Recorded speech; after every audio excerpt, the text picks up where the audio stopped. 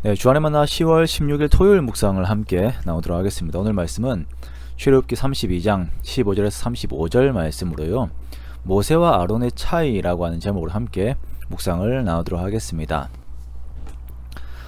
저는 이제 사명제 중에 첫째이기 때문에 모세와 아론의 이야기를 보다 보면 아론에게 마음이 갈 때가 가끔씩 있습니다. 가끔 보면 아론은 형임에도 불구하고 모세를 묵묵히 돕는 모습들이 보이거든요. 모세가 말을 잘 못하면 언변이 좋은 자기가 말을 대신 해줍니다.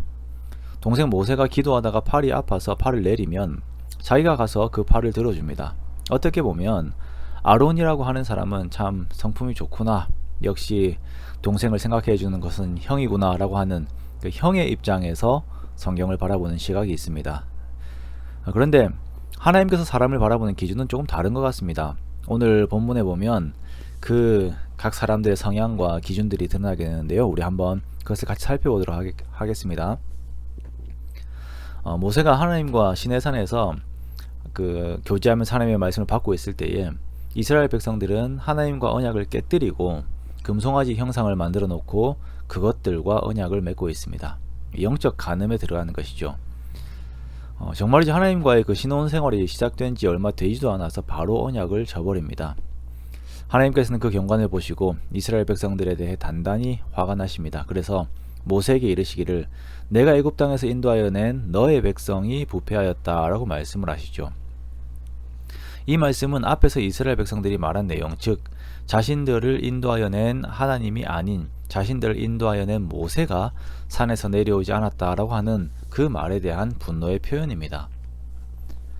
하나님께서는 얼마나 화가 나셨는지 백성들을 진멸하고 모세로 말미암아 큰 나라를 새로 세우시겠다라고 말씀을 하세요. 우리는 이때 이 상황에서 모세가 보여주고 있는 그 태도에 주목해야 합니다. 모세는 여기에서 하나님의 편을 들지 않았습니다. 표면적으로는 그렇습니다. 네, 하나님, 저 인간들이 잘못했죠. 그러면 이제 제가 하나님 나라를 만들어 보겠습니다. 저를 사용하여 주십시오 라고 말하지 않았어요. 모세는 그 자리에서 하나님의 입장과 백성의 입장 양쪽을 다 헤아리면서 하나님께 기도해요. 하나님의 진짜 마음인 백성들이 다시 회복되는 것, 언약을 떠난 그들이 하나님께 다시 돌아오기 원하시는 그 하나님의 마음을 읽고, 그리고 백성들에게 필요한 하나님과의 관계 회복을 위해서 하나님께 기도하며 구한 것입니다. 모세는 하나님께 두 가지를 두고 기도하지요. 첫째는 하나님의 영광이 가리워지는 것을 원하지 않는다라는 것입니다. 여기에서 이스라엘 백성들이 다 죽게 되면 결국 여호와 하나님이 자기 백성들을 광야에서 죽게 하려고 애굽에서 이끌어내었다라고 하는 그 이방의 비난을 우려하는 것입니다. 둘째는 하나님께서 아브라함과 이삭과 야곱에게 약속하신 그 약속을 이루실 것을 믿으며 하나님의 신실하심에 의거하여서 기도하고 있는 것입니다. 이 역시 하나님의 영광이 가리워지지 않을 것을 염려하면서 기도하고 있는 것이죠. 이러한 모세의 기도 앞에서 하나님께서는 그 진노의 마음을 돌이키세요.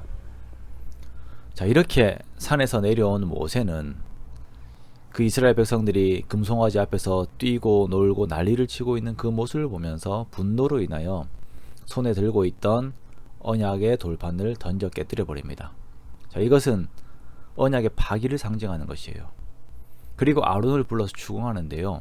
여기에서 아론의 태도를 보면 모두가 다 변명이에요.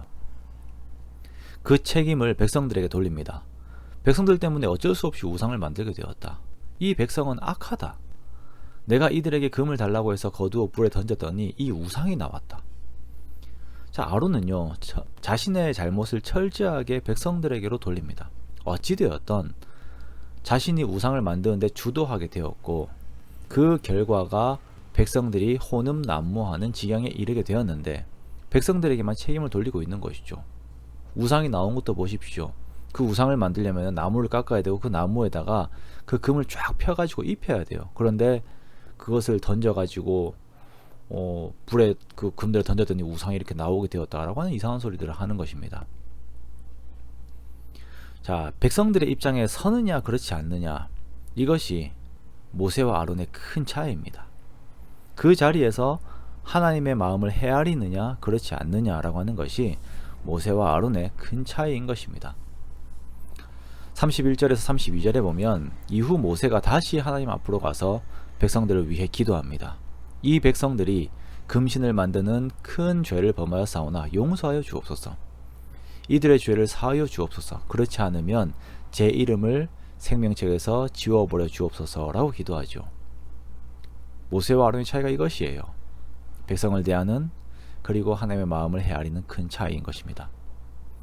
아론은 앞으로 대제사장의 직무를 감당해야 하지만 하나님과 백성들 사이에서 해야 하는 중재의 역할에 대한 마음이 아직 준비가 안 되었어요. 그러나 모세는 자신이 해야 하는 그 역할을 정확하게 알고 그 마음을 하나님께 드리며 기도하였습니다.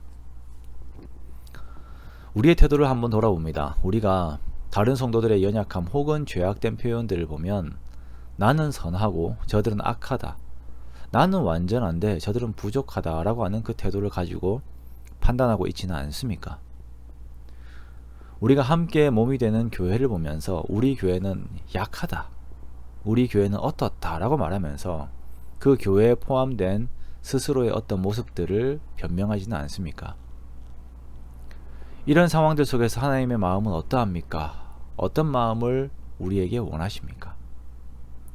모세와 같은 태도입니까? 아니면 아론과 같은 태도입니까? 히브리서 13장 17절 말씀에서는 교회의 지도자들을 따를 것에 대해 말씀하시면서 이들이 성도들의 영혼을 위하여 경성하기를 자기가 회개할 자인 것 같이 한다라고 말씀하고 있어요. 이것은 지도자들이 가져야 하는 마땅한 태도이고, 그리고 이것은 또한 모든 성도들이 가지고 있어야 하는 태도인 것입니다. 우리가 교회 안에서 성도들의 어떤 약한 모습을 보았을 때에 이것을 함께 바라보고 계신 하나님의 마음을 헤아리는 우리가 되기 원합니다. 하나님의 마음은 예수님께서 오셨을 때 명확하게 드러났습니다. 약한 자들이 회복되고 죄인들이 돌아오는 것이었습니다. 우리는 중재자로서 끊임없이 이 일을 위해 쓰임을 받아야 할 것입니다. 자기만 의롭다 여기고 판단하고 비판하고 변명하는 우리가 되지 않도록 주의하기 원합니다. 모세처럼 하나님을 사랑하고 백성들을 사랑하는 우리가 되기 원합니다. 그렇게 하나님의 마음에 합당한 마음을 가지며 하나님의 뜻이 이 땅 가운데 이루어지게 하는데 귀하게 쓰임받는 저와 여러분이 되시기를 주님의 이름으로 축원합니다.